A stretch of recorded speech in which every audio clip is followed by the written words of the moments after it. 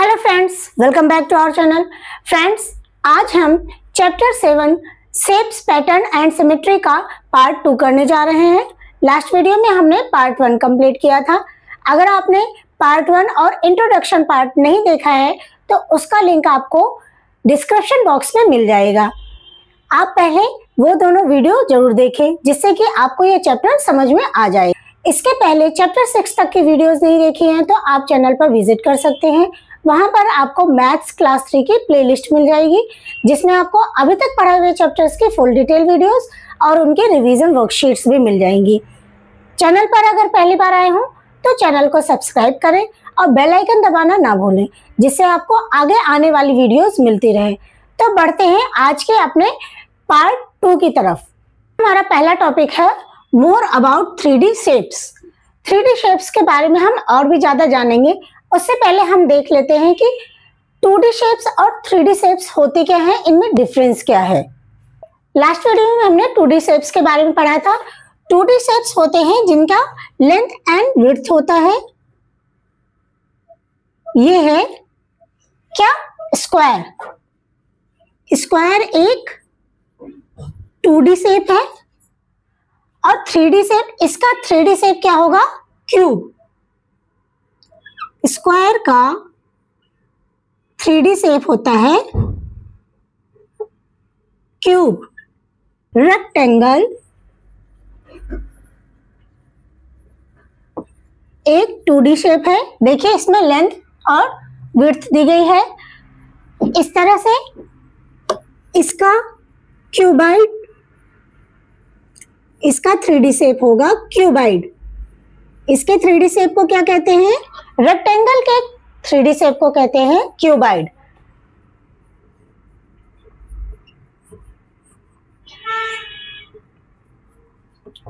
Rectangle के 3D shape को cuboid कहते हैं।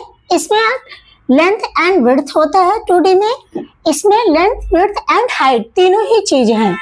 लेंथ, विड्थ एंड हाइट ये तीनों ही चीजें हैं। इसी से हम डिफरेंस पता करते हैं।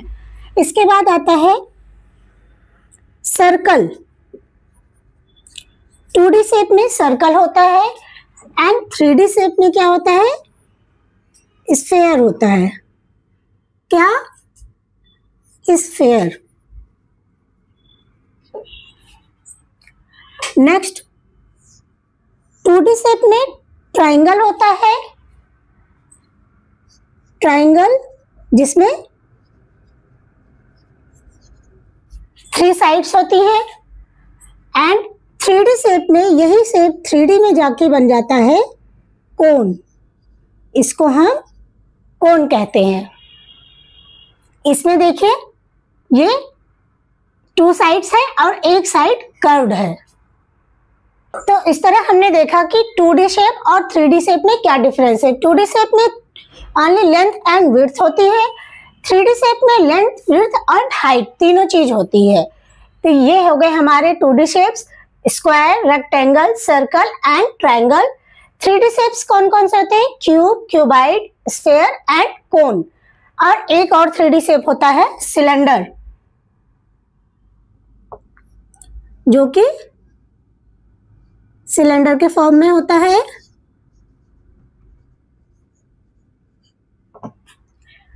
क्यूब का एग्जाम्पल क्या होगा? ये रूबिक क्यूब सबके घर में होगा। क्यूब का सबसे अच्छा एग्जाम्पल है ये रूबिक क्यूब। क्यूबाइड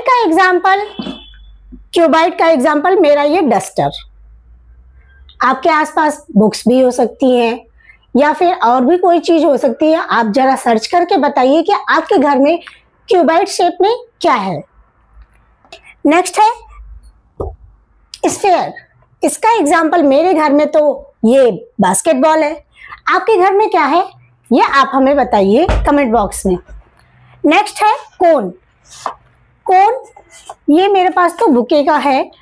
आपके पास आइसक्रीम कोन भी हो सकती है या फिर एक पार्टी कैप भी हो सकती है।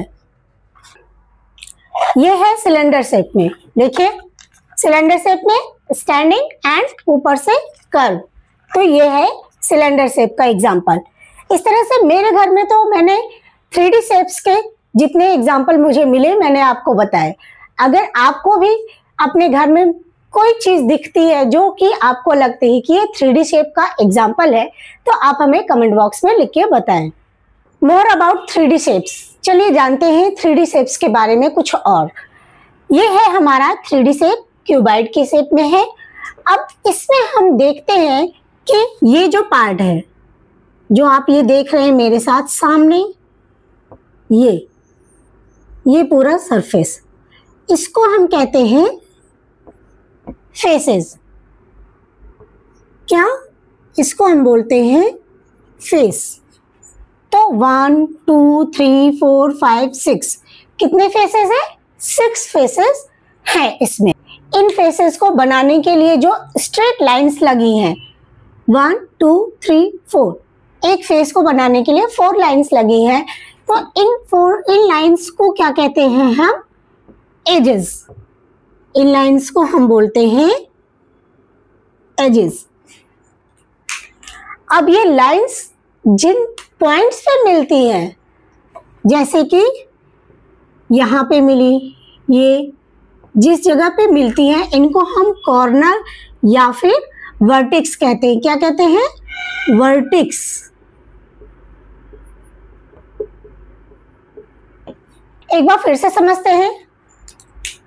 ये 3D शेप है। इस 3D शेप में फेसेस, एजेस एंड वर्टिक्स होती हैं। फेसेस मतलब कि जो सरफेस है उसको हम फेस कहते हैं। तो क्यूब में और क्यूबॉइड में 6 फेसेस होते हैं। उसके साथ ही साथ इन फेसेस को बनाने के लिए जो स्ट्रेट लाइंस होती हैं उनको हम कहते हैं एजेस। जैसे ये देखिए, ये लाइंस जो हैं इनको हम बोलते हैं एजेस। और ये लाइन जिस पॉइंट पे मिलती है उस पॉइंट्स को हम क्या कहते हैं? वर्टिक्स कहते हैं या फिर कॉर्नर भी कहते हैं। तो इस तरह से हमने जाना कि क्यूब में या क्यूबॉइड में किस तरह से हम फेस, एजेस और वर्टिक्स को काउंट कर सकते हैं। तो आइए देखते हैं कि 3D शेप्स में फेसेस, एजेस एंड वर्टिक्स कितने होते हैं। अभी हमने जाना कि फेसेस क्या होते हैं, एजेस क्या होते हैं और वर्टिक्स क्या होते हैं। अब हम ये देखते हैं कि किस शेप में कितने फेस, कितने एजेस और कितने वर्टिक्स होते हैं। तो क्यूब में 6 फेसेस, 12 एजेस एंड 8 वर्टिक्स होते हैं। इसी तरह क्यूबॉइड में 6 फेसेस, 12 एजेस एंड 8 वर्टिक्स होते हैं। स्फीयर में 1 कर्व्ड फेस होता है। मतलब स्फीयर तो ऐसे सर्कल में होता है, इसमें कहीं भी स्ट्रेट लाइन नहीं होती है, इसलिए इसमें एजेस और वर्टिक्स 0 होते हैं। नेक्स्ट है कोन। कोन में 2 फेसेस होते हैं। एक तो स्ट्रेट फेस होता है और दूसरा कर्व्ड फेस होता है। ये स्ट्रेट फेस है एंड ये कर्व्ड फेस है। एंड एजेस कितने होते हैं? ओनली 1 एजेस होते हैं एंड 1 वर्टिक्स होते हैं। इसी तरह सिलेंडर में 3 फेसेस होते हैं। देखिए 1 2 3 फेसेस हैं एंड 2 एजेस है, 2 एजेस हैं एंड 0 वर्टिक्स है। कहीं भी, क्योंकि ये दोनों स्ट्रेट लाइन कहीं भी मिलती नहीं है, स्ट्रेट लाइन जहाँ पे मिलती है वहां पे वर्टिक्स बनता है। तो इस तरह से हमने जाना कि किसी 3D शेप में कितने फेस होते हैं, कितने एजेस होते हैं और कितने वर्टिक्स होते हैं। एजेस क्या होते हैं? स्ट्रेट लाइन, जो उस शेप में स्ट्रेट लाइन होती है, नंबर ऑफ स्ट्रेट लाइन, उनको हम एजेस कहते हैं। एंड वर्टिक्स किसे कहते हैं? जो स्ट्रेट लाइंस, 2 स्ट्रेट लाइंस जिस पॉइंट पे मिलती हैं उनको हम वर्टिक्स कहते हैं। फेसेस क्या होता है? स्ट्रेट लाइन से बना हुआ या फिर सर्कल से बना हुआ जो सरफेस होता है उसे हम फेसेस कहते हैं। तो इस तरह से हमने 3D शेप्स के बारे में जाना। आज का हमारा नेक्स्ट टॉपिक है पैटर्न्स। पैटर्न्स क्या होते हैं? जब भी हम किसी सिंबल को, किसी अल्फाबेट को या किसी नंबर को एक सीक्वेंस में रखते हैं तो उन्हें हम कहते हैं पैटर्न्स। किसी भी चीज को जब सीक्वेंस में रखा जाता है और रिपीटेड फॉर्म में रखा जाता है तो उसे हम कहते हैं पैटर्न। चलिए देखते हैं कि ये पैटर्न होते क्या हैं और कितने तरह के होते हैं। किसी भी चीज को रिपीटेड सीक्वेंस में रखना क्या कहलाता है? पैटर्न कहलाता है। अब ये पैटर्न होते कितने तरह के हैं? पैटर्न होते हैं आपके 3 टाइप्स पैटर्न 3 टाइप्स के होते हैं, shape pattern, number pattern and object pattern. Shape, number and object 3 types के पैटर्न होते हैं। चलिए देखते हैं शेप पैटर्न कैसे बनता है। तो पहला पैटर्न है शेप पैटर्न। पैटर्न जो बन रहा है 2 सर्कल्स का, देन 2 ट्रायंगल, 2 सर्कल, 2 ट्रायंगल। तो अब यहाँ पे कितने सर्कल्स आएंगे? 2 सर्कल्स आएंगे, ये 2 सर्कल्स आएंगे। इस तरह से पैटर्न बनता है। शेप्स के पैटर्न में हम किसी भी फॉर्म में रख सकते हैं। एक एग्जांपल और देखते हैं। Triangle, square, circle, triangle, square, circle, triangle. अब इसके बाद क्या आएगा? ट्रायंगल के बाद क्या बना है? स्क्वायर, स्क्वायर के बाद सर्कल, फिर triangle, square, circle, again triangle. तो अब क्या आएगा? स्क्वायर। क्या आएगा? स्क्वायर। यहाँ पे हम लिखेंगे स्क्वायर बनाएंगे। अब स्क्वायर के बाद क्या बनेगा? सर्कल। सर्कल। तो इस तरह से हमने जाना कि शेप पैटर्न क्या होते हैं। शेप्स को एक सीक्वेंस में लगाना ही शेप पैटर्न कहलाता है। नेक्स्ट पैटर्न टाइप है नंबर पैटर्न। ऐसे पैटर्न जो नंबर्स के फॉर्म में होते हैं, जैसे कि यहाँ पर है ये पैटर्न 2, 4, 6, 8। 2 के बाद 4 आ गया।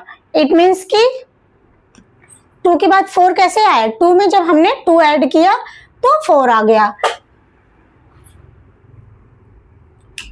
कितना ऐड किया हमने? 2। अब 4 में हमने अगेन 2 ऐड किया तो 6। 6 में 2 ऐड किया तो 8। इट मीन्स जो नेक्स्ट नंबर आएगा उसमें भी हमें 8 में 2 ऐड करना पड़ेगा। तो 8 में अगर 2 ऐड करते हैं तो कितना आएगा? 10। 8 + 2 10। अब 10 के बाद नेक्स्ट नंबर हमें कैसे पता चलेगा? 10 में हम देख रहे हैं कि यहाँ पर 2 ऐड करना है, तो 10 में फिर से 2 ऐड करते हैं। 2 ऐड किया तो आंसर आ गया 12। अब 12 के बाद नेक्स्ट नंबर लाने के लिए हमें क्या करना होगा? 2 ऐड करना होगा। इसमें 2 ऐड किया तो आ गया 14। इस तरह से हमने देखा कि नंबर पैटर्न में क्या होता है, या तो हम कुछ ऐड करते हैं, या हम कुछ सब्ट्रैक्ट करते हैं, या फिर किसी की टेबल बन रही है। इस तरह से ये नंबर पैटर्न्स होते हैं। एक क्वेश्चन और देखते हैं, एक एग्जांपल और देखते हैं। 5, 10, 15, 20। इस तरह से देखें तो हम 5 के गैप पे, या 5 की स्किप काउंटिंग कह लीजिए, या 5 की टेबल कह लीजिए, यहाँ पर 5 की टेबल या 5 की स्किप काउंटिंग का पैटर्न बना है। तो 5 की स्किप काउंटिंग का अगर हम पैटर्न देखते हैं, 5, 10, 15, 20। अब 20 के आगे 5 स्किप करेंगे तो कितना होगा? 25। एंड 25 के आगे 5 स्किप करेंगे तो 30। 30 के आगे 5 स्किप करेंगे तो 35। इट मीन्स नंबर पैटर्न्स किसी भी तरह से हो सकते हैं। वो स्किप काउंटिंग के थ्रू हो सकते हैं, या फिर एडिशन के थ्रू हो सकते हैं, या फिर सब्ट्रैक्शन के थ्रू हो सकते हैं। किसी भी फॉर्म में नंबर पैटर्न्स हो सकते हैं। नेक्स्ट पैटर्न है ऑब्जेक्ट या लेटर पैटर्न। ये है ऑब्जेक्ट्स, मीन्स किसी फ्रूट, कोई शेप, कुछ भी हो सकता है। तो उनका पैटर्न बना है। देखिए, एक एप्पल, फिर मैंगो, एप्पल, मैंगो, एप्पल। अब इसके बाद क्या आएगा?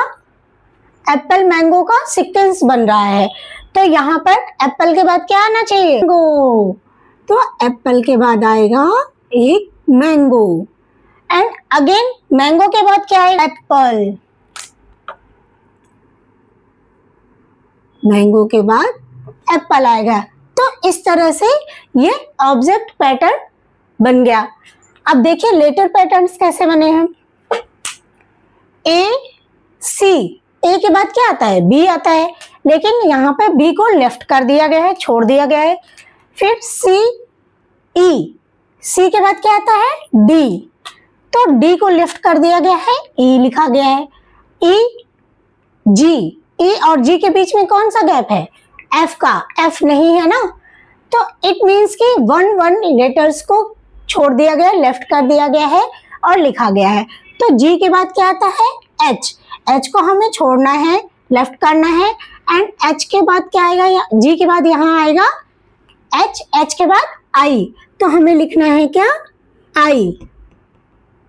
क्यों? क्योंकि एक लेटर लेफ्ट कर दिया गया है। अब आई के बाद आता है जे, उसको छोड़ना है, और जे के बाद आता है के, यहां लिखेंगे के।